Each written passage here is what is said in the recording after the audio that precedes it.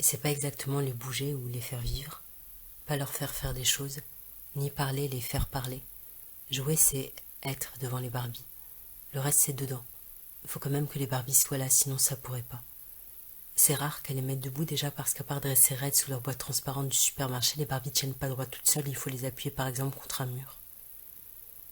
Le allongé des Barbies, c'est le debout des humains. C'est pas des histoires, y a pas d'histoire, pas d'action, pas de ci et ça, et on dirait que.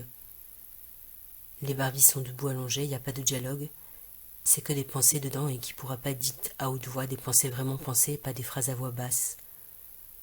C'est le corps, les cheveux, le visage, les habits et que ça fait un tout, et là-dessus, des pensées. Il faut s'assurer que personne risque d'entrer tout l'après-midi, sinon les pensées dans la tête sont pas libres et c'est plus jouer, c'est plus du jeu. Les pensées sont pas des pensées sexuelles, par exemple. Les Barbies sont debout, allongées debout, et il faut qu'elles soient là devant, mais après c'est dans la tête. Elle en voit dans les villes dès qu'ils se promènent avec une Barbie dans la main. Pourtant la Barbie n'est pas une peluche, la Barbie n'est pas narrative et donc a rien à voir avec les livres du soir.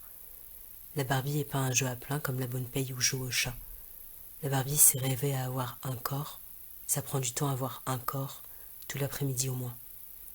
Les Barbies imitent la main plus que le corps, elles ont cette taille-là, de main.